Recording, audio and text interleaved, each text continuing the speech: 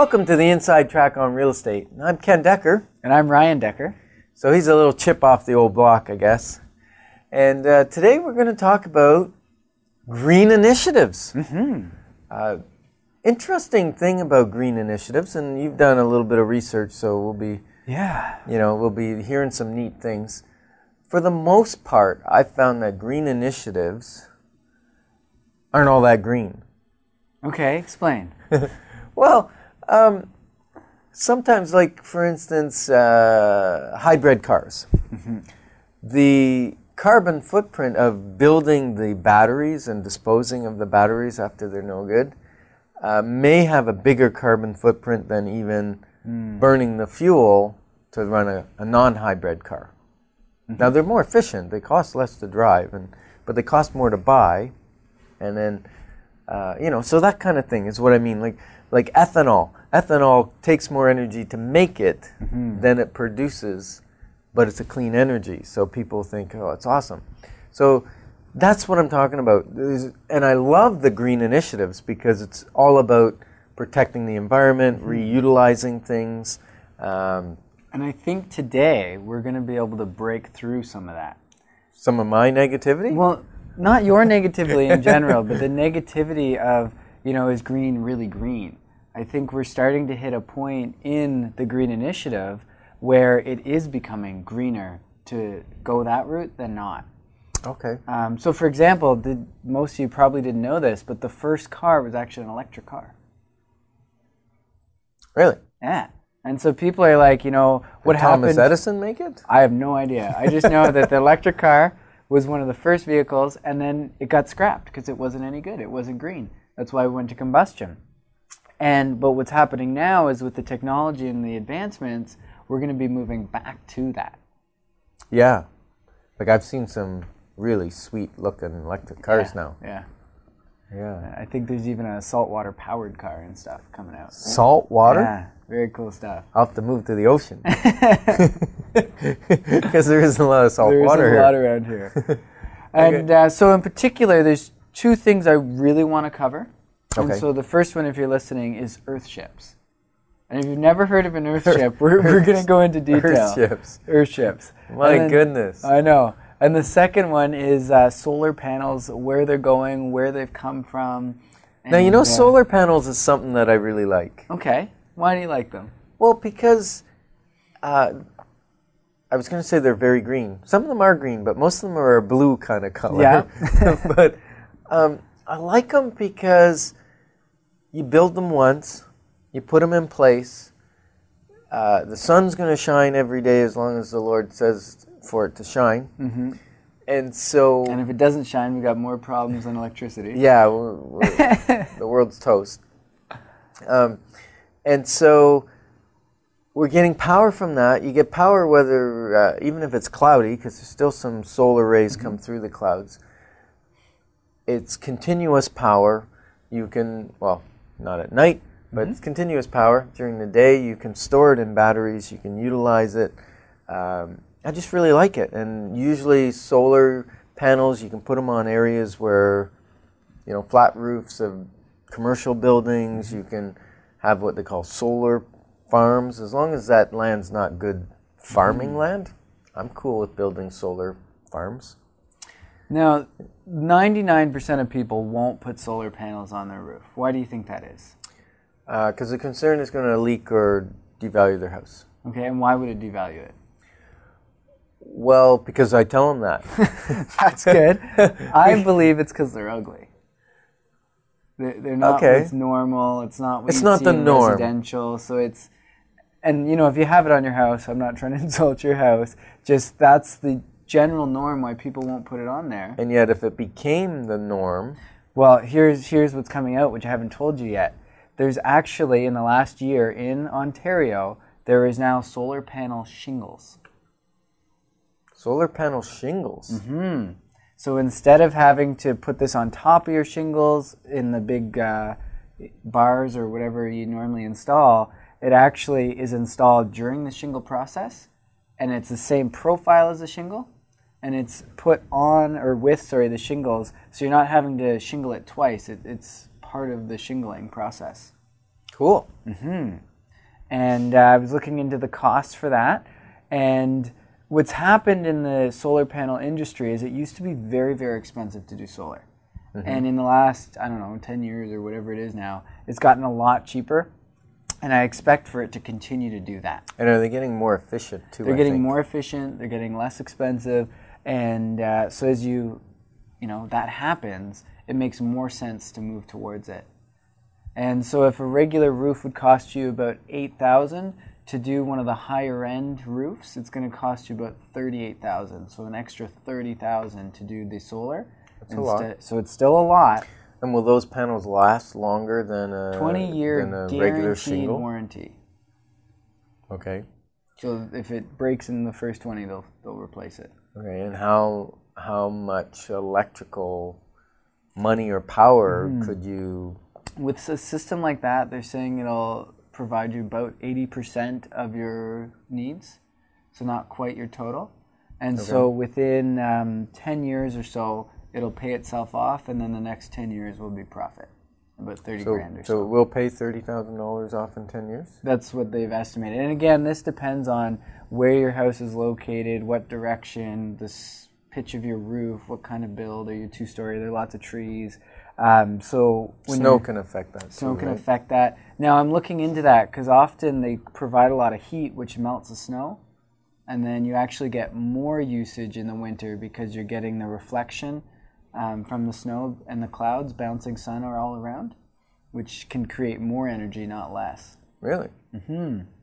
So that, stay tuned. We'll look more into that. Yeah, because I know we've had houses for sale with solar panels on them, and they're very, very hard to sell, mostly because the people want the money that they put into the solar panels on top of the value of the house for the same comparable house, and that's not easy to do. No. And as a matter of fact, appraisers have been told to value only the house, even if it has solar panels on it. They're not to add any value to the house for that. Yeah. But they do get some significant income off those panels. Yeah, we have a couple clients that have done the research and gotten some pretty good solar panels, and they're really enjoying that extra And we have a income. client that has some that are in a field. So they're not on their house, they're separate, they're on a field, and they create more income than they ever cost to buy them. So yeah, very, very cool. And okay. like we said, in the next 1 to 3 years. So what about solar cars? I don't know a lot about solar cars. Is that something you've dug into? No, I yet? just think it would be really cool It to would have be solar cool. panels on our cars. Well, what about a solar, because the sun's not going anywhere. We've stated that so far, we hope. yeah, and they keep talking about global warming, but yeah, I keep having the coldest winter in 138 years, so I don't know about that. But if you have enough solar powering your house, and the cool thing with this is if everyone starts doing this, we no longer need to be on a grid. Oh, they won't like that. They won't like taking that. us. They want us won't. on the grid. I know. But eventually, if you had enough energy with the solar panels getting better and better, we wouldn't need a grid, and you'd be able to power your house, and you might even be able to plug in an electric car to your house. And so all your electrical needs would be from the sun. Wouldn't that be cool? That would be cool. Now, that's not yet. That's future. And yet, I believe that's the direction it could head. Probably in my lifetime or your I lifetime? don't know. Technology speeds up so much, right? You never know which one's going to take off. It's changing. It's changing. Okay, so talk to me about this Mother Earth or Earth ship. Earth ships is what they're called. Earth ships. You know, people get this weird image in their head, like, what is an Earth ship? What are you talking about? And really, they're a house that's a self-sustainable house. They give you all the water, some food, heating, cooling, and sewage containment that you need. It's all self-contained. It's totally off-the-grid house. So you need a bit of land to You have need some an land, yeah. Earth ship. Yeah. How and big's you an need some Earth ship? garbage to build it out of. Garbage? Well, an Earth ship you can build any size you want. And when I say garbage, it's made out of tires and glass bottles and pop cans and dirt, essentially. Recyclable stuff. Recyclables, yeah. Things that we're just throwing either into landfills or recycling, you can use to build the structure. Cool. And But how's the resale on those? you know what? I don't know if we've ever, because it's a different permit. So that would be your first thing, is trying to get the permits to even build. Oh, it's hard. It's hard because it because doesn't it's meet not code. It's not code. It's all weird technologies or old technologies brought back. So you got to build them in the country somewhere where there's no government watching what you're doing. No, I think there's a couple that have been built in Ontario already. Oh, yeah? And they originated in the States, and they've now gone global. And so there's lots in BC and Alberta as well. Yeah, and people in BC, they're a little bit ahead of us. They're a lot greener than we are. In that area, yeah. So anyways, when it comes to these airships, first I want to explain what they are so people have an idea. Okay. And then we can dig into how they work and, the cost of them and the size. So essentially, they look like a house built on a hill or part of a hill. The hill is the back of it, and the front is kind of a greenhouse. So think of a cottage built into a hill. Okay. That's what it would look like. Sounds like it might be moist. Building Moist. Into a hill. No, Yeah. the hill is man-made, and it's actually your water reservoir. Oh, your hill's the water. Well, that is moist. That is moist. So very moist. And so now I'm going to break down some of the components of how it all works. Okay. So first off, the tires are pounded with dirt. So they're filled with dirt. So each tire is going to be about 300 pounds when you're done with it. So very heavy. And that creates your walls and your foundation coming up. And it's built below the frost line, and you build it up. And that does a few things. One is it's very stable. And in Ottawa, we don't really struggle with hurricanes or earthquakes. But in places of the world that do, it's awesome. Now, we do have very cold winters. And what's cool about the mass of these tires is they hold temperature very, very stable. And so in the cold winter, the heat that's generated in the house is enough to keep it warm, because it takes so long for the temperature to get through this mass, because it's so dense. And same within the summer, you've got a bit of coolness, and I'll explain that in a minute, in the house, and that just stays because of the mass that's built. Okay. So Giant stable, heatsink. giant heat sink. Yeah, it keeps all the temperature there. And cost-wise, tires are, you can either get paid to get rid of them or pay for them, but they're in abundance where we are.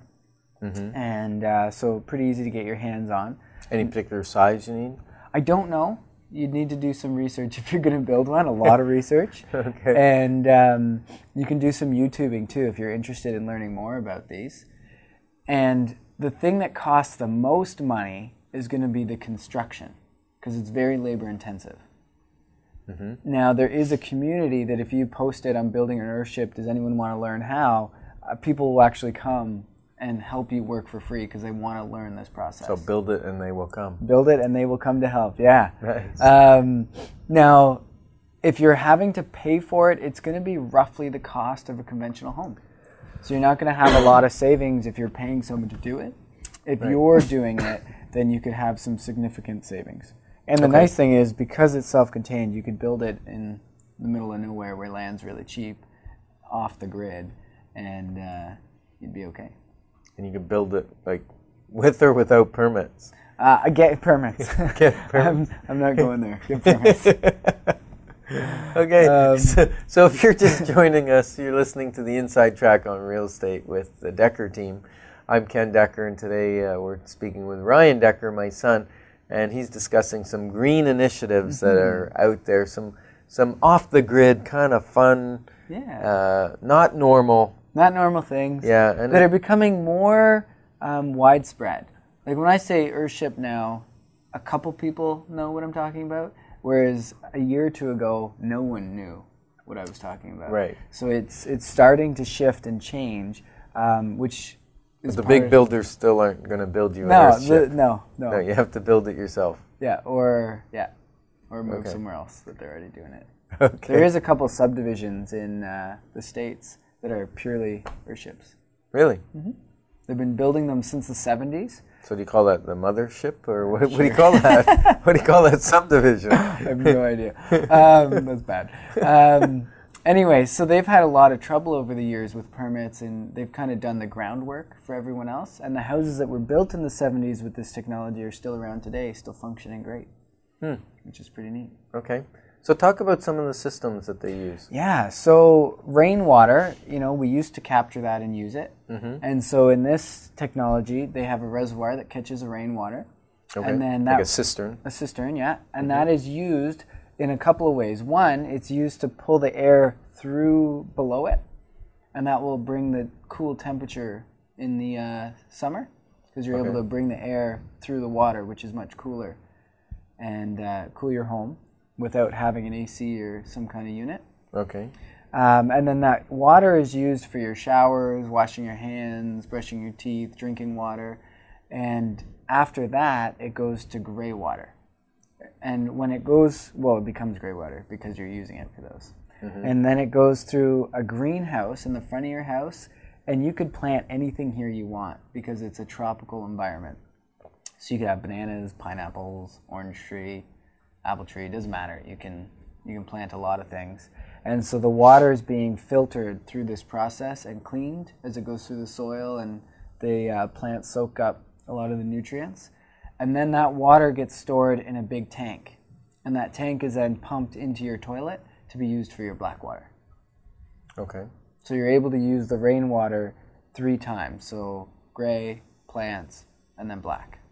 Okay. And then what do you do with it after that? And then the black, you could use a compost toilet or something like that, but they're pretty hands-on. So usually there's a septic system, a smaller version built in, because it's only taking the black water. Okay. That makes sense. Now, they used to have systems like that. They called them a gray water system, and only the toilet went into a tank, a septic system. The rest went to basically directly to weeping tiles or whatever, because you didn't, it's really not that toxic, that kind of water. As long as you're not using really harmful chemicals. Right, which I'm sure that people that live in an earth ship don't use harsh chemicals, probably, right? Yeah. Awesome. Yeah. So that's one system. Another system is the electrical system. So it's run on solar panels, and there's not, if you want a bigger electrical system, you just add more panels, and that's what creates the power for, your computer or whatever you need. So what's the roof made out of, if the walls are made out of tires? Yeah, there's different versions. The version I know about is wire mesh, and then they plaster it with concrete, and that allows the water to go where they want it to. And then I believe there's some other wood versions, but that's the version I know the most about. Okay, and then solar panels on top of that. Yeah, or on the front of the greenhouse. Cool. Yeah. All right, so I know that in office buildings and commercial buildings, they're starting to have green initiatives, and there's a LEEDs, it's called LEEDs ranking on them. So you can have a silver, bronze, silver, gold, platinum, and basically it's how efficient that building is on recycling water, how it was manufactured, whether it was recycled materials that built the building, what it does with water, electrical, how it's got sensors on the electricity so they go off when no one's moving, that kind of thing. And so the more energy conservationist this building is, the higher the LEEDs ranking it has. And I don't know what exactly causes it to go to each level, but I know it's more expensive to build a more efficient building. But the more efficient it is, the lifetime cost of running that building is less, its footprint's less. They take into consideration passive solar, which isn't solar in the sense of making electricity, but using solar to warm a building so that it doesn't take as much heat in the winter to heat it. Very cool. Yeah. And do they also add the components for the kind of light bulbs you use and things like that? Yeah, the amount of electricity that the building consumes. And what they do with the water, the gray water, the roof water, all those different things. And a lot of them have a component as well. They might have a smart car or a little fuel-efficient car, or maybe at some point it'll be battery-operated car, that a lot of the owners of the condos will share that vehicle, so they reduce their footprint because they don't own a vehicle. It's kind of like a timeshare on a car. You log in how many hours you use of it, and you're charged for that portion of the car. So it's a very efficient way of having transportation. And they might have 2 or 3 cars for the building, so there's one available for when people need one, if they're going grocery shopping or that kind of thing. Very cool. Yeah. Now, for people listening and they're like, well, I don't want an earthship and I don't have a commercial building, and maybe you're ready to do to get into solar with the new shingles coming out, but maybe you're not quite there yet. What are some everyday things that people can be doing to bring down their electrical cost, as well as it's a little more green? Well, I think the biggest change is in light bulbs. You know, that's a significant change. And what I suggest is any areas that are on for long periods of time, like lawn lamps, outdoor lights, kitchen areas, or places that you have them on for a long period of time, go to LED or the compact fluorescent. Personally, I don't like the compact fluorescent because they're not as quick to come on or warm up. And the microwave generation. Want my light instant when I throw the switch. LED is instant. Yeah. It's a nice light. It's a nice bright light, and you can, with 4 to 6 watts, you get the equivalent of a 60-watt light bulb. So now suddenly I can have 10 lights on for the cost of what used to be 1 light bulb. That's significant. That's very significant. Now the cost to purchase them is a little more. Yeah, and I think that will come down eventually as the competition increases, because I can't believe they're that expensive to build. I really can't. Also believe, if I remember correctly, they last a lot longer. Yes, so I'm putting them in places where it takes a scaffold to change a light bulb. Yeah. I'll change them to LEDs because they're probably going to last 15, 20 years, as opposed to an incandescent lamp that could blow out fairly quickly. And the government's taking strides to actually prevent manufacturers from making the incandescent bulbs anymore. Oh. It's for selling them in Canada, and they're not going to allow you to sell them at some point. So there will be no choice but to go to LED or compact fluorescent when you have to change out bulbs. Cool. That's great. And there's government rebates and things like that to help. And it always surprises me because Ontario Hydro does all kinds of steps to help reduce the amount of use of hydro when they're selling it. So I'm going, what's going on? But I guess they can only produce a certain amount, and if they have to produce more, it gets very, very expensive for them to produce more. And they have to buy it from other people sometimes. So to be able to avoid that issue, they're giving people cost savings ways. Very cool. Yeah. So what else? So a few other neat things that I've been hearing about recently are salt water powered engines. Yeah, I don't think so. Yeah, look it up. It's really cool.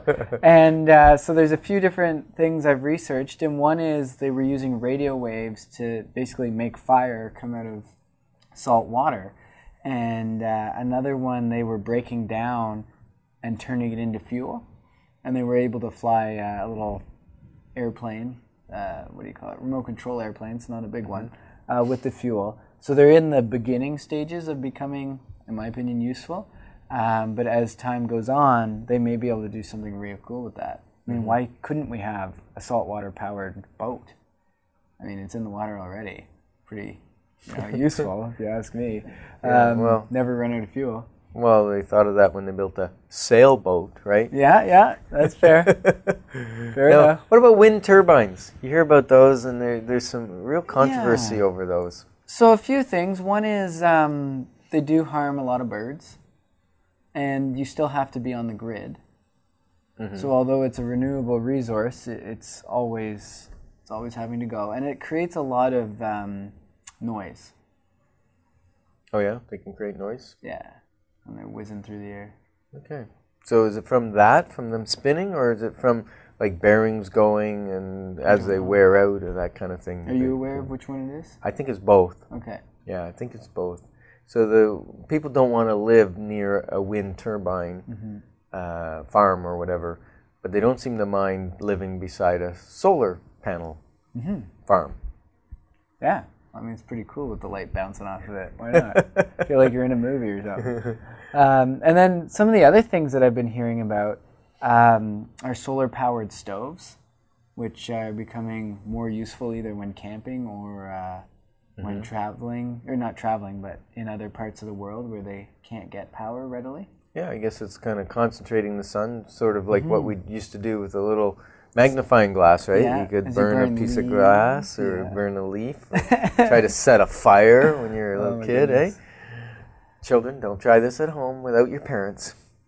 But you can create a lot of heat by focusing the sun. And so that's what these stoves do. Yeah, they focus it into a tube that you have your cooking tray in, and it cooks your food in 20 to 40 minutes. And wow. There you go. Sounds like those...